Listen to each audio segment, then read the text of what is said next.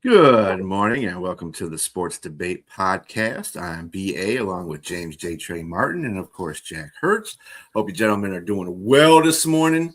We're going to try to do a little twist to the beginning of the show, so we're just not rushing right into the debate questions from the B set of Jack there. Anyway, we're going to talk about the NBA playoffs real quick and the NHL playoffs because those are the two biggest sports events going on at the time. Yesterday, New York Knicks went up 3-0 on the 76ers with a 108-94 victory. And the Spurs also won last night, 115-108 over the Timberwolves. The Spurs have a 2-1 game lead right now. Any thoughts on any of those two games real quick before we go into hockey? Yeah, darn it, Brian. You seem to be apologizing about talking about the NBA playoffs. You should be celebrating. Your Pistons up 2-0 against the Cavaliers. I'm not apologizing. I'm just putting out the news. If they win today, they're up 3-0, and then they have a stranglehold on the series. And then it's absolutely going to look like them against the New York Knicks in the Eastern Conference Finals. And it was funny watching the Knicks 6 game on Prime Video. Stan Van Gundy, former coach, who's an analyst and a funny guy too. He's highly entertaining. His daughter lives in New York, and he said his daughter said the people in New York are already planning for parade. The Knicks winning the NBA championship. What's he talking about? I haven't heard one person planning for parade. No, I mean, the Knicks are planning on beating the Sixers. They're hoping to beat the Pistons, Cavalier winner. Maybe they think they will. No one is planning a parade here. So far from any championship talk at this moment. But the Knicks looked great yesterday. Ball hawking on defense. Mikal Bridges getting a degree of vindication with all the assets they gave up to get him in a trade.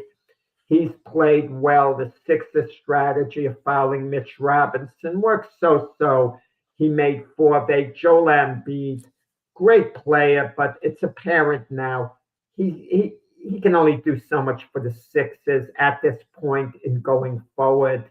And you kind of wonder what Joel Embiid's future is going to be with the Sixers because he's one big chip where they could get a nice return to move forward in the future. But basically, the Sixers are cooked. They're not coming back from a 3-0 deficit. And even if Jalen Brunson decided he wasn't playing another game, the Sixers would win 4 in a row. So it's all done. Knicks, maybe they wrap it up 4 straight. It's 50-50 proposition who wins the 4th game. If the Sixers eke out a win in game 4, Knicks will certainly win game 5. Cavaliers home 2-0, down 2-0 against the Pistons. It's do or die, guys. Do or die. And for the Cavaliers, at least, because they're not going to win 4 in a row against Detroit if they lose today. And San Antonio goes up 2-1 against Minnesota. We're not going to say that series is over, guys. But in reality, if Minnesota was going to win the series, they were going to win the pivotal game 3. They really needed that game to go up. Can Minnesota, can they still win it? Yeah, of course they can. They're talented enough. But I don't know about you guys, but if it's San Antonio against OKC, that's mouth-watering. What a mouth-watering series that is. Because I don't know what James is thinking about this, but don't you get the feeling that Wemby's time is here, that it's not a year away? Wemby's time has fully arrived, and if it's fully arrived, it's going to be a mountain for OKC as great as they are to overcome. Well, just to respond to that comment, Wemby has arrived. I would think that he has arrived, and if not this year, I mean, it will be by the skin of someone's little tooth or whatnot. I would just think, I mean, if they don't win this year, they're definitely winning in the following year. I mean, but they got to do something within the window and the confines of the talent that they have on that team, because eventually, ultimately, you have first and second aprons. You can't keep everybody. You're going to have to let some of those players go. But I mean, they have an exorbitant amount of talent on that team, just like OKC. They're talented too. But I think the common denominator here is having someone like Wemby. I mean, I saw him, man. He has fire to look like he gets in your face. He talks trash. He blocks your shot. I mean, he shakes you up and he talks to everybody. He'll take his hand and put it down to the floor because you're too little. I mean, he's this is a guy that you're like, okay, this is the team. If he's on your team, you love him. And if he's not on your team, you hate him because like he's just gifted, first of all, for that height and to be able to be that skilled everywhere. He can shoot everywhere on the court. It's just unfortunate. And he plays defense. He plays phenomenal defense. So I wouldn't be surprised that this is a guy that wins both MVP candidate and Defensive Player of the Year candidate. I mean, in the same year, because he's just that good. So like Brian likes to say, he's the cheat code. Now, but with that said, I think this is probably the best series right now in the second round. This is the most entertaining one because on the opposite side of the court, Anthony Edwards, regardless of the knee injury, he's showed up. He's been playing. I mean, so what he gave you about 27 points or something like that? I think 32. He came to play yesterday. Yeah, he came to play. Absolutely. 32. You got 6. McDaniels is there. And regardless of how dominant Wemby is, Gobert is definitely playing a really good series as well. He's still playing pretty good. He's giving you doubles. And he's doing what he can against him. And so that's all you can ask in that regard. But will they have enough? I just don't think they'll have enough. Vassell, Castle, De'Aaron Fox, they're all playing out of their mind. And I think everybody in the starting lineup was in double digits except one player. So, and you had 2 guys off the bench in double digits. So it's just going to be tough. But I think that series may go 6 games or so. I think Minnesota may have it in them to win another game, but then it'll be done. Now, going back to New York and Philly, Paul George didn't come to play this game. I mean, he got shut down. 0 points. 0 points. But you have to give credit to New York. I thought this series would be a lot more competitive than it was. The way Philly came back and their resilience was there.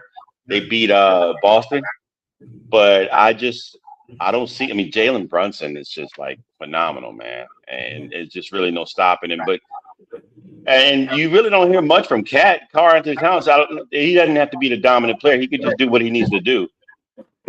But I mean, the dominant player. Interesting with Mike Brown, assuming the Knicks wrap this series up with the Sixers, which is inevitable that they will. No matter what happens against the Pistons, he's off the hook in this sense because he's taken them at the very least to the Eastern Conference Finals. I shouldn't say against the Pistons, maybe the Cavaliers. I shouldn't count the Cavaliers necessarily out, even though it looks a little bleak right now. We'll see he's today. taken them to the Eastern Conference Finals, so he hasn't done worse than Thibodeau. So he's kind of off the hook, and the owner, James Dolan, is off the hook with the Thibodeau move. Well, he's made the adjustments, I would think, because they didn't look good at that. I mean, in the beginning of that first series, but then they just took over. And of course, at the end, when they had the game of all games, the closeout games, it was just unreal. I mean, it looked like that was a fluke, but then it wasn't a fluke when they did it again back to back against Philadelphia. And they just look like they're just the team to beat in the East. They're a team to beat in the East right now. And when I heard Stephen A. say that, he believes that they're going to when they won that last game like that in the first round, he believes they're going to the NBA Finals. I'm like, man, is it good segue? Good yes. segue, unless Brian wants to add something to it. I think we make it. Yeah, sure. Big question.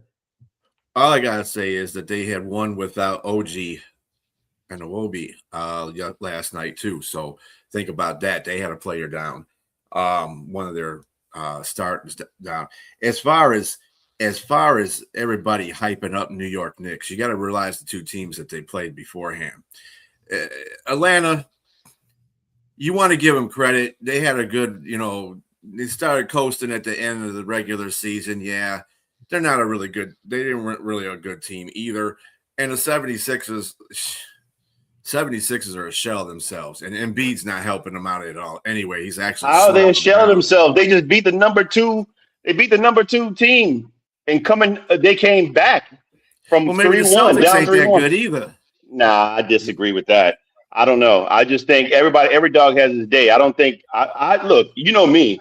I don't cut no corners. I don't say nothing. I think when Detroit faces the Knicks, they're going to be facing a formidable team. Let's just put it that way. That's what I see. That's what the optics show me. I'm not saying that they play garbage teams because again, the Celtics I don't say they play actually. garbage teams either, because obviously they're not garbage because they're in the playoffs. The point is the competition on one side of the grid is a little bit less than the other side of the grid.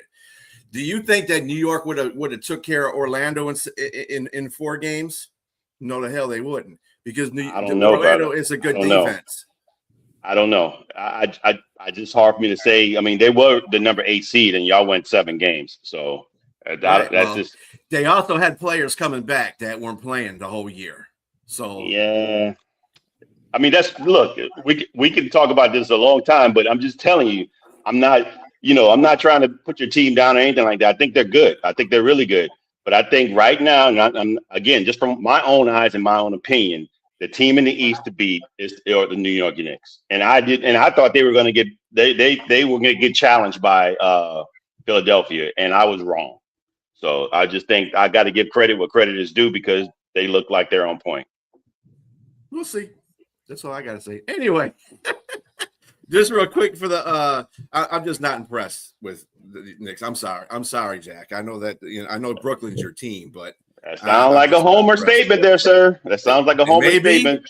And I really don't care at this point. I don't care at this point because they whooped their behind the whole season. So I'm not even caring about all that. So I can be the homer all I want. I can't. I don't have a choice, right? Because I'm in Detroit. I'm in Detroit, so I gotta do that. Anyway, just real quick before we get to the questions, in the NHL. Yesterday, the Canadians beat the Sabres 5-1 to even that series. That's an interesting series to watch, by the way. I don't even know who I really want to win that series because I like both teams. The Golden Knights beat the Ducks 6-2 to take a 2-1 lead. So that's where you stand at with the NHL playoffs. And we're going to get right to our next question here. Our first question for the day, which goes into what we're talking about with Stephen A. Smith. Should ESPN have a full-time Skip Bayless, Stephen A. Smith reunion? I'm going to give this question to Jack because, I think Stephen A. Smith is his guy. No, Stephen A. Smith isn't my guy. I mean, I like listening to Stephen A. Smith. I like him a lot more than Skip Bayless. I'm not a Skip Bayless fan at all. I think there's a difference between the two. I don't think Stephen A. Smith is mean-spirited at all in what he does. I really don't. I think Skip Bayless is. We even had when we had Jim Jeffcoat on this podcast, he remembered Skip Bayless when he was at Dallas. That he remembered him very well because Jeffcoat played for the Cowboys, and he said Skip's a bad guy. That was Jeffcoat's opinion, that Skip's a bad guy. And he strikes me as the type of guy who will do basically anything to advance his career. I mean, there have to be certain boundaries, and I can kind of understand that in a sense. That's why, and I'm going to make a comment, even though going a little off the rails, about John Sterling, the great Yankee radio broadcaster who just passed away. And he was my favorite radio broadcaster of all time. I thought Sterling was phenomenal. I loved listening to him on the telecast, but he had a talk show in the 70s, okay? 1970s. And he was super rude to people, super rude, because he was trying to advance his career. And when he finally got to a good place, John Sterling maybe changed. Maybe he evolved as a person. He certainly apparently treated people differently because you get to where you want to get sometimes and you're happy. But on the way there, there's certain boundaries you shouldn't cross, I feel, no matter what. Okay? And I think Skip, crosses those boundaries and he does it, all the time. I read Stephen A. Smith's book when it came out, and Stephen A. Smith talked about his relationship with Skip Bayless. Skip Bayless apparently was extremely loyal to Stephen A. when Stephen A. was on the way up. He stood by him. And Stephen A. is returning the loyalty. He figures, wow, this guy had my back when I really needed him. And he did it out of friendship. He put himself on the line for me. So kudos to Skip for showing that type of character to Stephen A. And Stephen A. is now trying to reciprocate it. Him and Skip Bayless at one point were very successful. Then they went their own ways. Stephen A. was with Max Kellerman. I mean, they were successful too, ratings-wise. And after Stephen A. split up with, with Max, I kind of wondered, what's Stephen A. doing? He has a whole host of people he's doing the show with. And to me, it's lost its identity. Not that his supporting cast isn't good. They're good.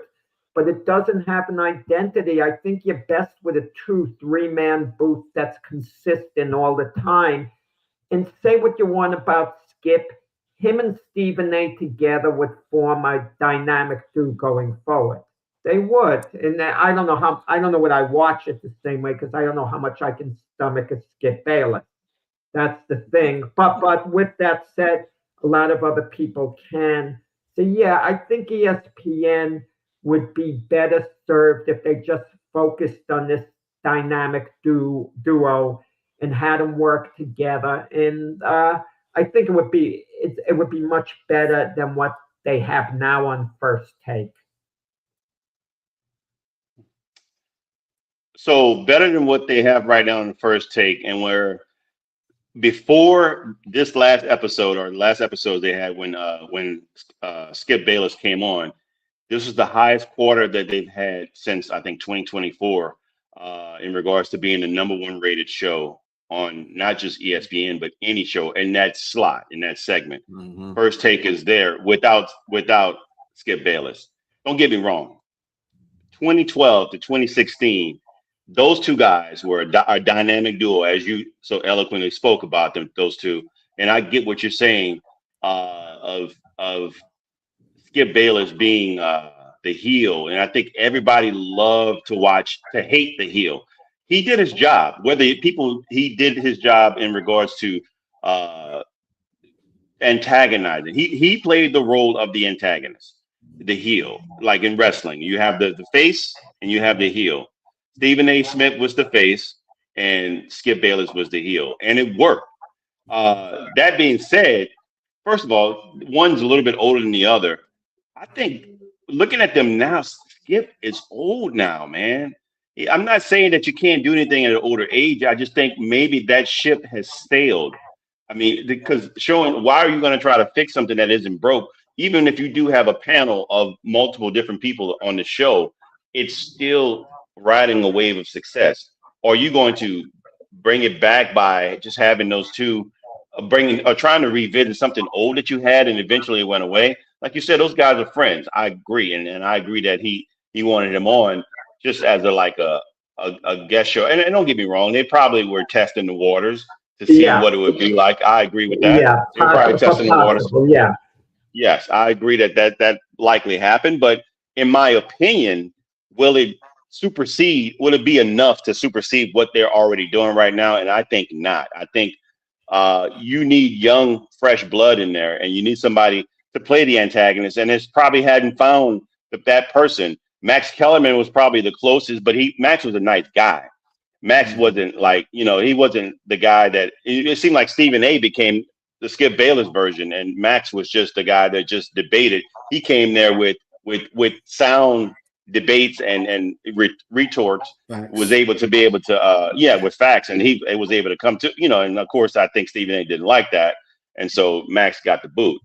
But that being said, you just got to find somebody close to Skip's, and I guess they have not. And I know they have not, because every person that I see on the show, I mean, it's more comical. It seems like it's more of a comical thing. But and like you said, I would agree to this as well, that in the past, Skip has had run-ins with players like Terrell Owens, with Jalen Rose, with Richard Sherman. Those things, but that brought Shannon great Sharp, ratings. doing the show Yeah. with him on Fox.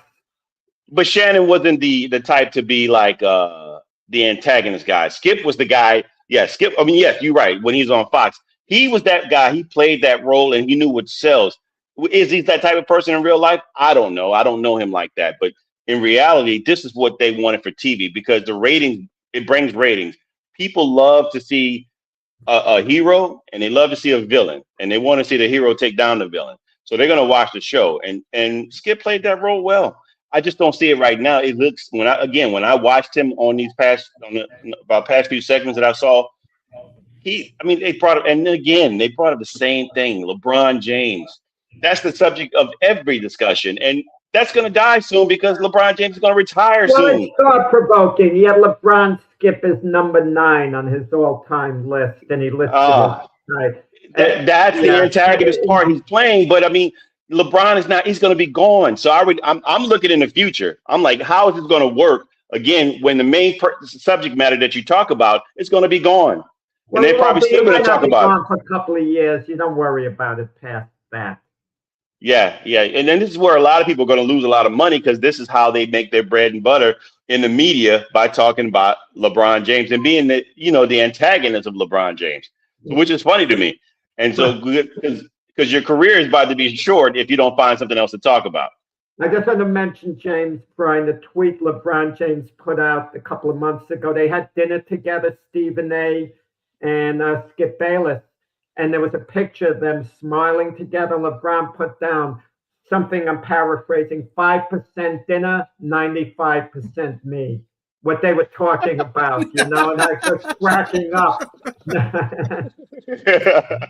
I mean, it's probably true. What are we going to talk about? Yes. I mean, that's, I guess at this point, LeBron, like I think he was in an interview or something. No, he had questions with Dave McManaman. And it was fair. I mean, the questions that he had, he understood. The reunion, I think they would be better served than what they would have now. What do you say, Brian? Well, as to James talking about First Take and how it's so successful right now, they really don't even need an antagonist because if they're making the ratings and they're one of the best shows out there, they don't need an antagonist on there. And first of all, I think Steve Smith is doing this for Skip. And I think you made that apparent earlier too, Jack, because Skip is kind of like the fading media person, the antagonist that nobody really wants to hear from anymore anyway, because like you said, LeBron's going to be, sailing his ship off into the sunset. And what are you going to have to talk about? He can talk about Dallas Cowboys all he wants, but nobody even the Cowboys, being that the personnel or the fans really don't want to hear about what he's got to say half the time. So, I mean, I think Skip is, I think what Stephen A is doing, just throwing him a bone. I don't think he should be part of that show. I don't think him and Skip should. I think that ship has sailed. And Skip doesn't get, Skip probably gets along really good with Steve, but he's not gotten along with a lot of the co-hosts he's had before. So I don't know, man. And to what James said about Skip being older, yeah, that's going to take a toll too. I don't think he's going to have the full force of how old is Skip anyway? He's like 70, something like that. Yeah, but then but the thing with Skip, he's not as relevant maybe as he once was with his show off the air. And Stephen A kind of wants to keep him relevant. Now it's his turn to help his friend. He's in a position, and it says a lot for Stephen A showing this type of loyalty to try to bring his friend back into the fold to see what he could do for him. But I just feel as good as ESPN's ratings might be right now, it can only last so long. Okay, eventually the ratings fade. You want to get ahead of the curve. Look, Stephen A and Max Kellerman were number 1 in the ratings, but Stephen A felt they were going stale. Max didn't feel that way. Max was deeply hurt about it. I had a private conversation with Max about, with the show, and he was pretty, I can't reveal what he said, but he wasn't happy with what went down. I'm not giving anything that's a scoop here. You guys would know that, the public would know that, but Stephen A said he's all about winning. That's what he's about. And Of course he is. yeah. This is the guy that brags about Jordan being number one. And look, he is winning. Regardless of who he may have stepped on or how he got to where he is, he's winning. And at some point, everybody who wins, you're going to fall. I mean, when you get to the mountaintop, the only way you can go is down at some point. And I mean, he built a little bit of an empire there, but the empires, as we all know with history, they all do fall, which I'm scared for living in America right now, but that's a whole nother story. Yeah, but thanks, Rick. But the thing about it, you're right. You make a good point, James. I think they were testing the waters, bringing Skip on to see how it would go. Skip tends to antagonize people, and I'm sure there's some executives at ESPN who don't want him there because they don't like his personality. Maybe they had a bad experience with him. So he's kind of bringing Skip back gently to see how they would get along, how it might work out. But sometimes you got to remember the slogan, be careful what you wish for. Does Stephen A really himself, would he really welcome a full-time reunion with Skip? I'm not sure. I'm just not sure. Maybe he would, because Stephen A himself, this is my opinion, is a little less relevant than he maybe should be on his own show because he's sharing it with a few other people. If he could go one-to-one, I think you become more relevant. You become more of a star. You have more of an impact. I mean, it's like Stephen A's playing point guard on the show now. He's not scoring. He's like running the offense. Let me say this. When Rick brought up that age, that solidified it for me at 74. You can't be on this show and on ESPN as an antagonist. And I mean, again, you got to look at your viewership, who's watching. The young people, they don't like this kind of thing anymore. And, it's just when you're that type of person and you're 74 too, so you're an old person, now you look like an old curmudgeon. I don't want to watch you, being like this. You can't look like the old man on the porch. You can't look like you're a bitter old man on there. I agree completely. But Skip has been that way his whole career. He just has to be consistent. That's what people know. Yeah, absolutely. It worked. But when the time ended for both shows, I mean, you begin to see it begin to wane. It began to wane, and then it brought him down to his own podcast, but which is not as popular as Stephen A. Smith's podcast. It's not as popular as Shannon Sharp's podcast. But it's nostalgia. People would love to see Mike and the Mad Dog because they remember the run they had years ago. It's so hard to recapture the old magic that you once had. Sure. That's the bigger problem. Can you recapture what you once had? If you can, people remember the glory days, but normally you can't recapture it because situations change. Most time nostalgia is just that. It's a short segment when you brought to the good old days, and then you realize where you are and you move on. But I think it's worth a shot because I think with the ESPN format now, Stephen A would be better served one-to-one with Skip Bayless and them going at it. Then if it doesn't work out, you move on and you get Stephen A another partner or whatever. I say no. What do you say, Brian? And we move to the next question after this. Yeah, Stephen A. I think Stephen A. is the guy driving the ESPN car right now. So ESPN is kind of letting him nurture Skip for a while. And I think Skip's only capacity, I don't think there'll be a one-on-one. I think Skip's capacity will be on that show. If he comes on that show, and that'll be it, because he's doing enough right now. He feels he's doing enough for Skip. Skip's got to take that reign and carry on. Stephen A. is opening that door for him. Like, look, dude, this is your comeback. This is your farewell tour. Come back here and do your thing. But he's not going to, force his career to minimize because he's with Skip. And Skip's burned too many bridges, first of all, in the media. So you know, you don't want that when you're at the top of your game. You don't want somebody dragging you down. And no matter how good of a friend you are, okay, you got to look out for your career, not his career, because he's had a career. I just think that yeah, you're right. I wouldn't have both of them together in one show. Just them two. I'd bring him in with what he has right now in First Take. That's about the limit that I would do. All right. Next good question. Remember Stephon Diggs, he had a great day in court. He was found not guilty of any of the things that were said by his chef. I put that in terms chef because, you know, there could have been all kinds of stuff cooking in that whole relationship. But anyway, will he ever be a team's primary receiver again? Go ahead, James. Stephon Diggs, a very mercurial player. He's obviously had some tumultuous times off the field, and he's still got some stuff going up against him. There's now an account of a man claiming that he was assaulted by him as well. Mm-hmm. And so this all kind of stuff going on. So now you don't know if he's even going to play because there's something else in the. I'm like, this question may have come at the wrong time. I don't know. Look. So, because I answered the question before I even read that, I was like, oh, wow, that.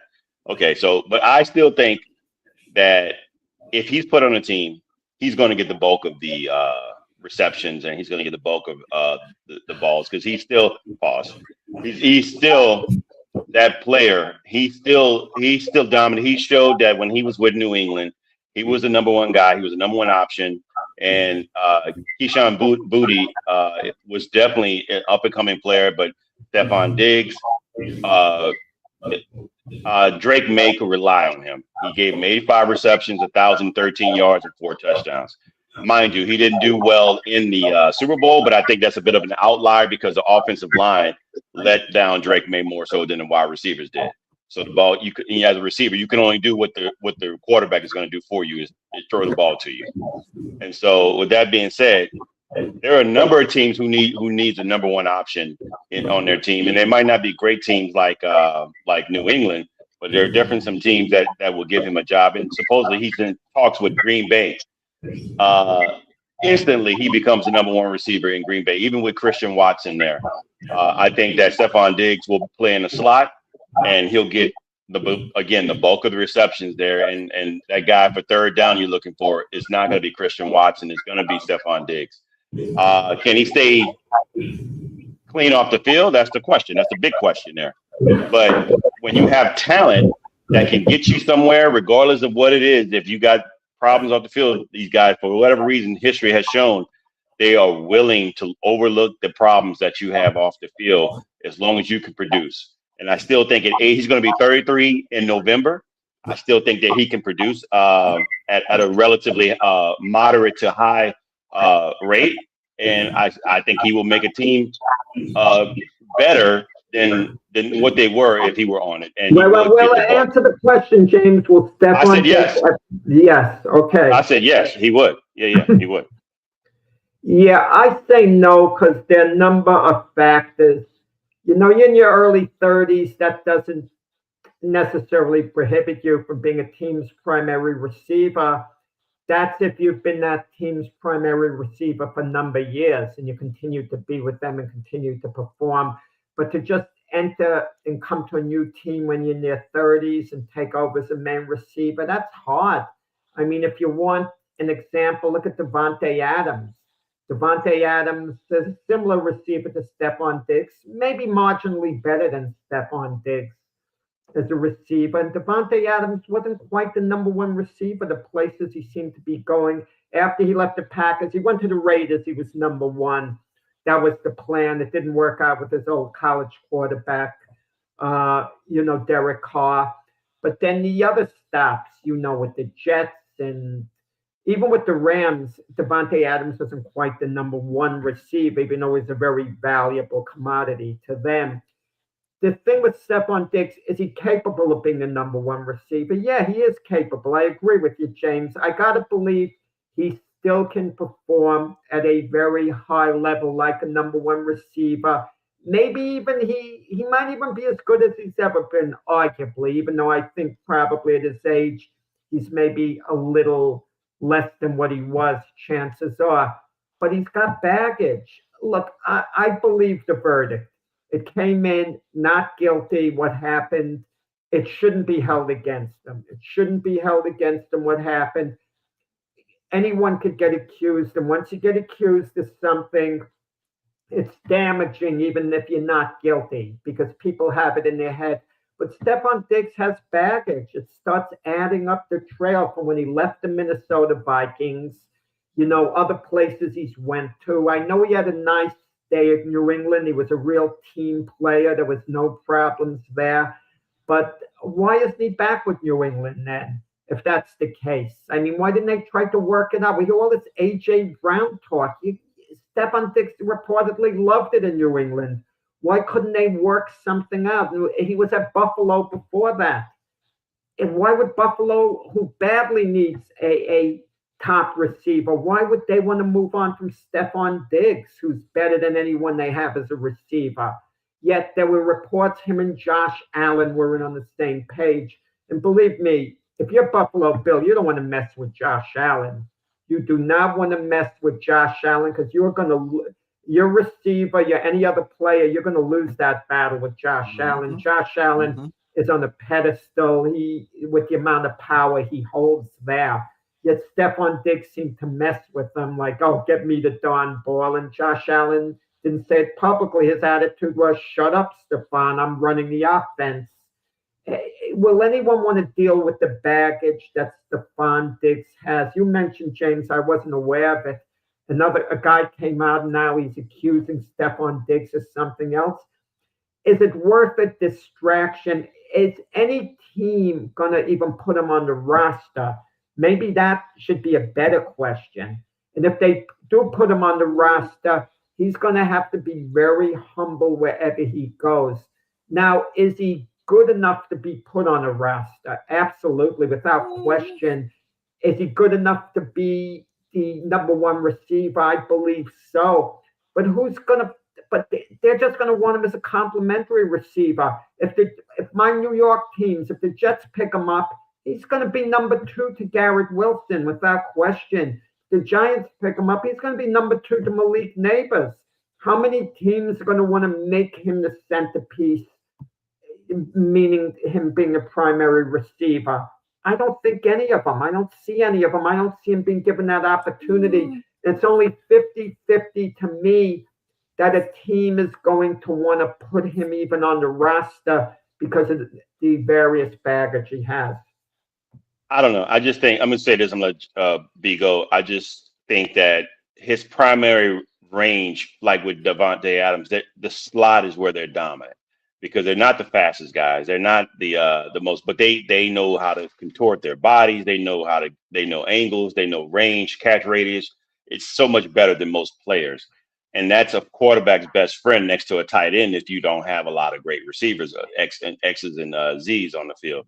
And so I just think that him as a slot, he'd be dominant for anybody. And I can see why Green Bay's talking to him. I mean, because again, they got rid of 2 receivers, Dontavius Wicks, and I forgot the other guy's name, who they let go, went away. But they need somebody. They definitely need somebody. And I know Green Bay is definitely a team. Good morning, Liz. I know Green Bay is definitely a team that likes to have their locker room clean, but who maybe the coach is on a hot seat this year. You never know. They haven't got to the Super Bowl with the coach yet. And, when they had Rodgers, they got to a couple of NFC championships, and that was about it. So and they've been down ever since with Jordan Love. So they got to put some people around him, and I think that he'll probably that'd be a ideal landing spot for him. Will it be successful? I don't know. I think so, but with this ongoing stuff off the field, who knows? But I still think that the way the NFL runs, the NFL runs, they're going to play a guy as long as he has. Jay, but you're going a little off the rails. I'm talking about number 1 receiver, not just being on the team and being a go-to guy. I'm talking about the number one receiver. And on I'm that telling team. you, I mentioned, I'm not going off the rails. I told you, I said it earlier. Okay. In Green Bay, So he'd be the number one guy over Christian Watson. Yeah. Okay. I'll put it to you like this: he could be a number one guy on teams, on a few teams. The problem is, those teams aren't the greatest teams either. He could go to Miami, be a number one receiver. He can get that payday. He can go to Green Bay is a decent team, and they never really have a number one receiver anyway. They haven't had a number one receiver in a while, since Devontae, actually. They are always shifting through all kinds of receivers. So that might be a stability issue for Green Bay. But with Stefan, like Rick pointed out earlier, that he has a shelf life with the team. He'll be engrossed in this team for maybe a year or two. And like with New England, he went to the Super Bowl. He was focused. He played really good ball with New England. And just like Buffalo, when he got to Buffalo, he played really good ball with Buffalo for a couple of years. But it seems like he loses his he gets bored. And when he gets bored, that's when he starts acting a nut. And I think this is what people have to see if they do get him on the team, regardless if he's going to be a starting receiver or not. They need to understand the baggage that's coming along with that. Hey, sign to a 1-year contract. After 1 year, we don't know what's going to happen. But I mean, again, going back to the question, will he ever be a team's primary receiver again? If he's in Green Bay, would he be the primary receiver there? Yeah, he would. Team, and whether now how long it will be a primary receiver, again, I agree with what Rick says there. We don't know, but if he goes there this year, at this point, this stage, all the receivers are set on different teams that need a number one receiver guy. He would definitely be that. Yeah, I don't think anybody's really. That's the other thing too. That Liz brings up a good point about the leadership. He's not a really good leader. He's more. I mean, he goes out there and does his job, but like I said, again, it's something that's like a boredom issue with him. It's like he gets there, he gets to a team, and like maybe after the first or second year, he loses like his focus on stuff, and he just does dumb stuff after that, and then they get rid of him because he's acting crazy, being a diva. So, I mean, it is what you get with Stefan is what you get with Stefan. So if you can get a good year out of him, like if Green Bay, gets him to be a primary receiver, they're going to get a good year out of him, at least a good year out of him as a starting receiver. So, that's a chance you take. Yeah, like you're right. He could be a starting receiver. Like I said, he can't be like Rams. No, he ain't going to be a starting receiver on the Rams if they got him. Minnesota. They got 200 damn receivers, so he's never going to be a starter on that one. So, like I said, it depends on the team. All right. Should the Boston Celtics make Jaylen Brown available in trade talks? Here we go with this. All right, Jack. The answer is yes. Not because he can't get along with Jason Tatum.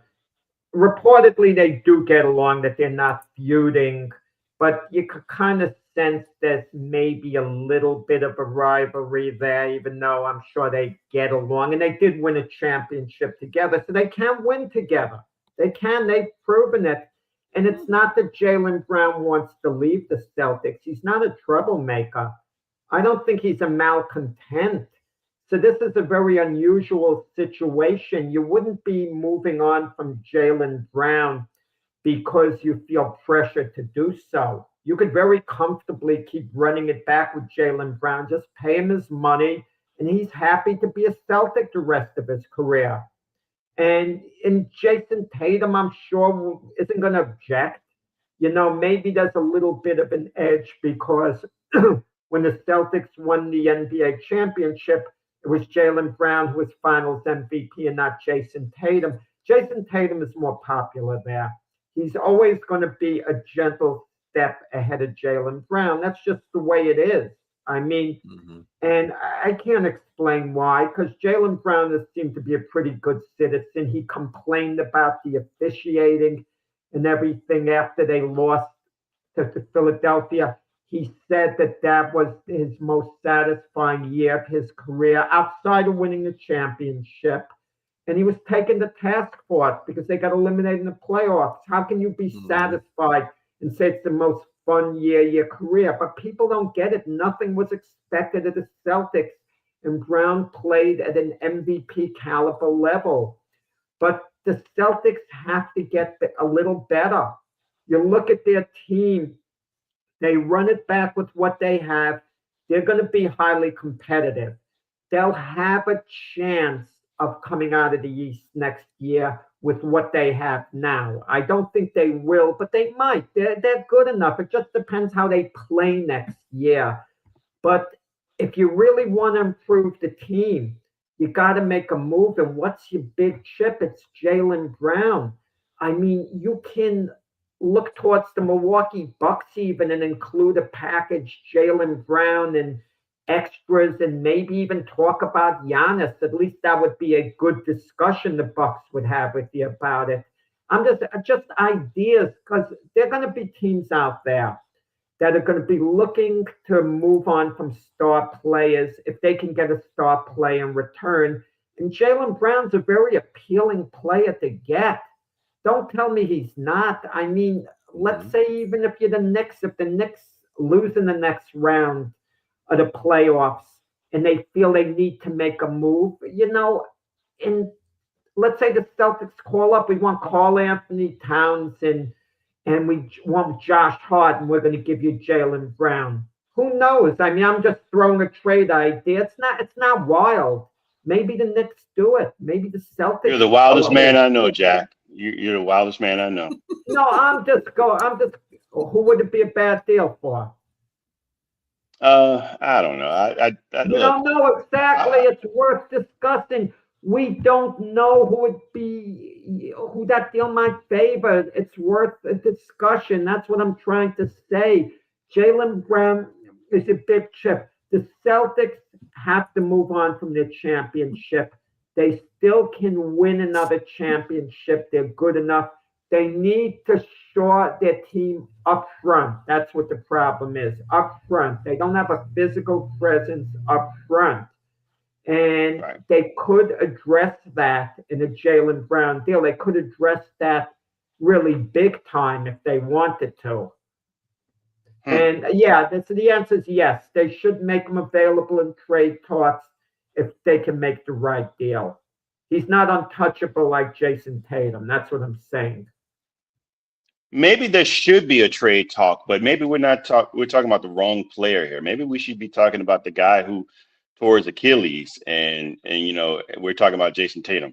Maybe we should have trade talks for him.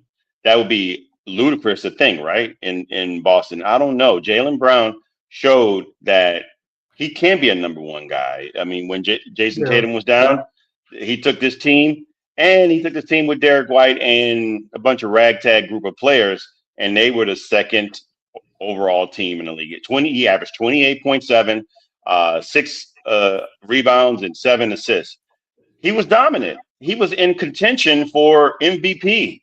He was in contention for MVP. And I agree, Rick. I think they should keep them together. That's what I was going to say. I don't think if we had a trade, I would say I wouldn't pick Jaylen Brown. I would maybe go the other route if I had to think about it. But in reality, I'm not trading anybody because I want both these players together. You already showed that you had magic when you could win, but you're missing a dynamic of a Al Horford, a Marcus Smart. You're missing a Drew Holiday. Those were key factors as to why they won a championship, having other players. You got other guys. And I think the Stephen A. Smith, Mike Wilbon discussion when they were talking about Jaylen, talking about this is his favorite year. I listened for context. When I heard the post interview of the post series when they lost, that's not what he said. What he said was, this is one of my favorite years that I've had, meaning it wasn't more than a championship. He didn't say that. That's not what he said. What he said is, this is one of my favorite. And okay, mind you, if he's saying it because he got an opportunity to show, let me finish. He got an opportunity to showcase who he was as a player. Who wouldn't say that? I mean, who wouldn't say that? But at the same time, he also mentioned his other players. He also mentioned other players that were on the team. He got to see the growth of everybody on that team. and they still were second in the league without their guy, the superstar that was on the floor. Mhm. So he's okay with saying that. I don't have a problem with him saying that. So with that being said, he's 29. If there's an issue, I think if there's going to be an issue, there might be an issue with second apron. Now, those are the things we don't talk about. They're in a second hard apron for salary cap right now. So they're on the cusp of like having to maybe get rid of one of their guys or trade one of their guys, maybe Derek White. But I would not trade Jaylen Brown. And Jaylen Brown in July, he's up for extending his contract, meaning by July 2026, they can offer him 2 more years to add to his already current contract, which he's already served, I think, 3. He served 2 years of it already, 2023. Right. So I guess so 3 years, and he's probably 150 million for 2 years, 71 million. They want to keep him. I don't think they're going to trade him, and I don't think they should trade him. So yeah, it definitely is brutal. But I think they're going to come down. They're going to figure out ways to be able to keep those 2 players. But they're not going to trade him. And I will say to your favorite, Jack, he's 29. By the end of his 5-year contract, if they add 2 more years on, he'll be 34. Will he still be that same Jaylen Brown? I don't know. But I think he's great right now, and he's great with the system he's in right now under Coach Mazzulla and Jason Tatum on the team, and Derek White.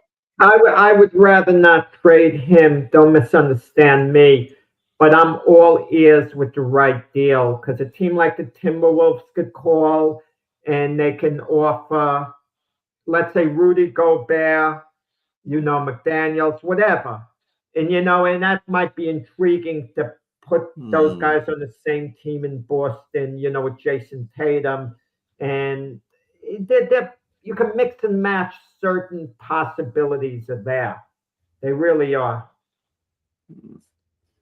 I look at it like this. I mean, if the Boston Celtics are going to trade anybody, it would be Jaylen Brown. But again, it's got to be an epic trade. It can't be something that's no. I'm not trading Jaylen Brown for Daniels or hell no. You have to have a player that's equal to him, because Jaylen Brown is going to make any team that he goes to even better.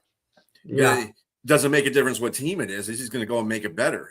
That's the long and the short of it. So he needs to be replaced. If you're going to trade him, it's got to be an epic trade. Either you're getting a lot of draft picks, which I don't care about draft picks. I want a good player. I want a good player in place to him. I want a real good player, somebody that's on his level or better. So you have to really challenge that trade. I think the thing with Tatum is you mentioned earlier, James, that you would trade him, but the dude has an Achilles injury.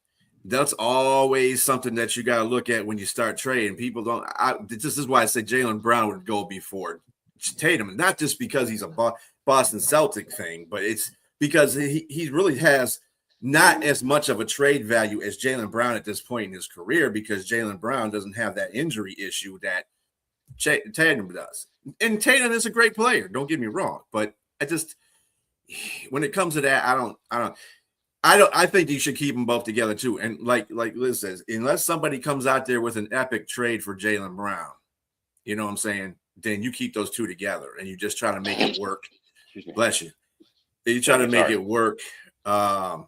With get a big guy. They need a big guy in the middle. So, you got to have an epic trade for that to happen to me.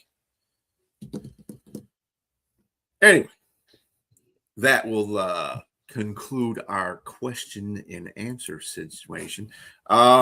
Today we have the, as we mentioned before, we have the the Cleveland Cavaliers and the Pistons playing, and the Spurs and the Lakers are playing today too, aren't they? I mean, not the Spurs, the Lakers and the OKC are playing, right?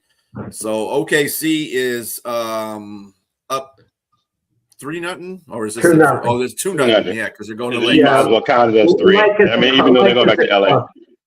Yeah, they are like gumbo cooked. It's all kind of stuff in there. You don't think the Lakers could pull out a win? No. They've got a lot of Because- fun. You know what I like? The way they surrounded the officials after the game. The Lakers are still battling, but they didn't. If they were going to beat OKC on the road, it would have been game 2, and SGA was way off form. Such a Yeah, language. look, I just think that the Lakers gave them their best. They threw a couple of great, like Jack, this is your I guess metaphor. They threw their best punches, but they just wasn't good enough. I mean, the OKC just outlasted them. They waited to the end. They rope-a-doped them and knocked them out. I mean, 18 points. I mean, the game was good up until maybe the 8th minute of the fourth quarter, down to 8 minutes. Yeah, they were down by 4 points, and then all of a sudden, the train just fell off the tracks. Went off the tracks. It just started throwing more turnovers. It's just not enough. That team got way too much talent on that team. You can see they're outmatched. Clearly. The bench scored 50 points. Yeah, if a bench is scoring 50 points, that's just nasty. You can't have that in the front court that they got. You can't. I got to tell you, we were just talking about Jaylen Brown hypothetically. There are going to be some very, big-time moves in the NBA this offseason. I can sense it. Teams have to make a move. Like the Lakers, for one. Is LeBron going to come back? Is Austin Reeves, I could see being traded, and they could get some value for him. I can't see so many of these teams running it back. Even a team like the Houston Rockets, are they going to stand pat the way they went out against, the Lakers? I mean, they could rationalize, well, Kevin Durant was out. And a few other teams as well. I mean, the Cavaliers, if they lose to the Pistons, unless LeBron comes over to Cleveland, are they going to run it back with the same cast? I was reading something that Pat Riley was saying on a book on LeBron when he tried to get LeBron to come back to the Heat. And this really stuck to me, and I never gave it any thought before. We keep looking at the amount of championships teams have won. Let's look at the amount of times these teams didn't win championships as great as they were, but they would run it back and eventually win the championship again. And maybe that's the attitude these teams should have. Maybe that's the attitude the Knicks should have. If the Knicks lose, let's say hypothetically, in the next round to the Pistons, or maybe the Cavs, let's call it the Pistons, the way it looks at this moment, who's had their number during the regular season, maybe the Knicks should just run it back with the same crew next year. Why make a deal?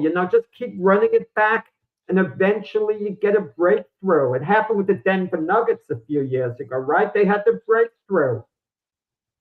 Yeah, well, you got to have somebody like a Shai Gilgeous-Alexander on the team. I think the Knicks have Jalen Brunson, but I think he's better with a Karl-Anthony Towns on the team. I don't know. Like you said, to have them on the same team, but to me, they haven't. Let's get to the championship first before we start saying that. I mean, I don't know. Let's get there first. It'd be different if it was like you say, and then LeBron James is a cheat code. He's an anomaly. He went to 8 straight finals, but we're talking about LeBron James here. So it's unfair to put other teams in that category. Speaking on Pat Riley, and then Pat Riley and Chris Bosh and Dwayne Wade when they were there, that's a whole different type of ball game when we're talking about a certain team. But you got to have somebody at least in the ilk of close to LeBron James. And to me, it's somebody like a Wemby or a SGA. I don't think Jalen Brunson's in that. He's like a tier below. He's a tier below to me. You got to have somebody on that team to have that sort of comment about that. I don't think the Knicks are there. So if the Knicks decided to make a trade I wouldn't be mad at them if they did something like that. Well, that'll conclude our show for today. Do join us tomorrow at 8 for the Sunday Morning Sports Podcast. Go out and get Jack's book, by the way. Get his book. I've been promoting that a little bit. I got it. There you go, right there. I got it. There you go. And also go out there and get Dr. Paul Summendinger's book too with the Yankees. I think you got that one. There you go. There you go. The greatest New York Yankees. So there's 2 guys on our platform doing really well with their books. So let's keep it up for them. And everybody have a great rest of your weekend. Happy Mother's Day to all the mothers out there. Good night.